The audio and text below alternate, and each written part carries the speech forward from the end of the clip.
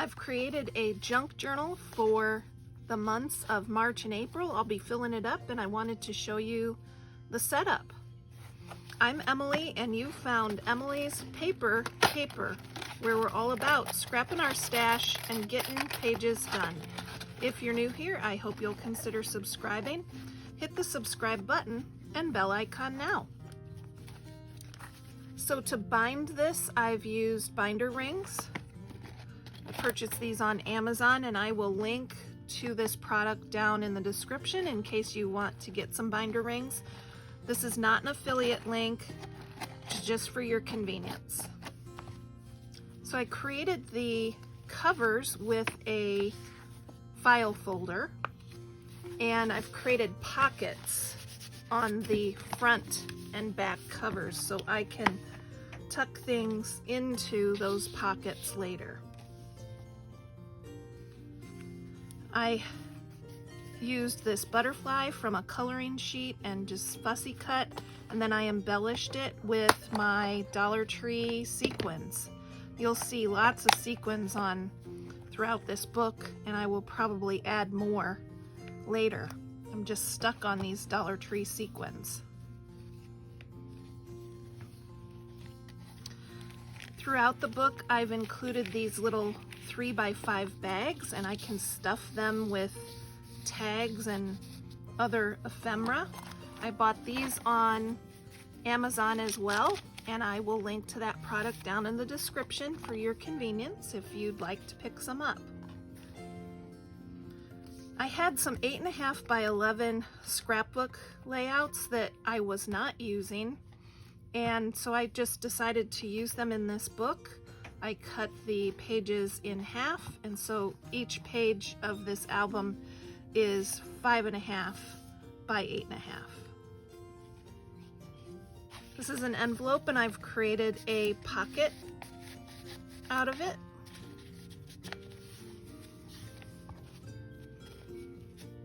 Some more scrapbook paper cut in half. Paper scrap. I intend to use this during the month of March, and probably April as well. So there's little tags here that I can journal on. It's another one of those scrapbook pages that I wasn't using, so I just cut it in half and added it. This is a scrapbook paper that I folded in half, and I've created a pocket out of it.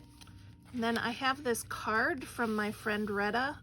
It is just an adorable card. There's a note inside from her.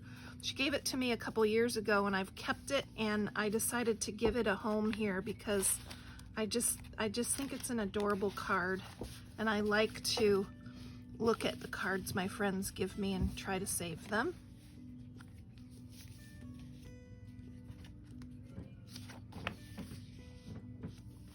I've added a receipt here, and then these are the Glassine cups that chocolates come in, and I just love the crinkly sound they make, so I'll probably embellish the centers of these with maybe some sequins at some point, but I've just got that base page ready to go. And here's an envelope and a really cute card with Raggedy Ann. I can journal here or art journal on that. Another bag with some paper scraps.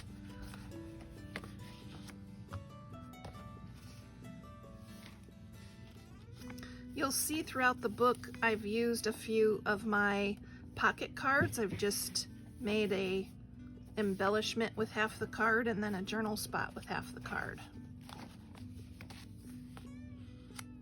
This was a piece of paper from the box of chocolate I got at Valentine's Day, and just used that. There's another journaling card ripped in half, and then here's the other half for a journal spot. Another pocket.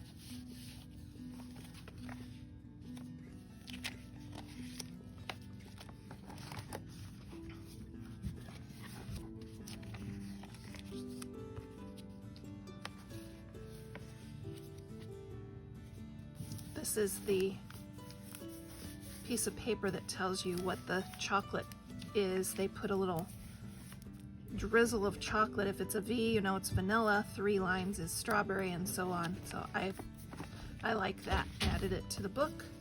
Here's another envelope and card that I can use for a journaling spot. That card's been in my stash a long time, and I think it's very pretty, so I decided to use it. Some more paper scraps.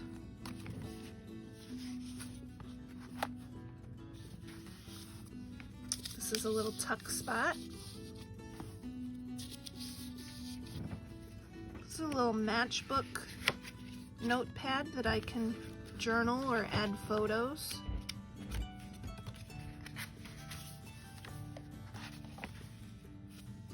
A couple of journaling spots, bullet style list. And then here's a little fold out where I can journal or put a picture. And then the back cover is a pocket as well. I'll probably add some ribbon here to these binder rings to help dress up the binding. And over the next couple months, I'll be filling this album, and then I will come and share a flip through when it's filled so you can see how it transforms and maybe get some ideas. Have fun creating. Enjoy the creative process. Take care, everybody.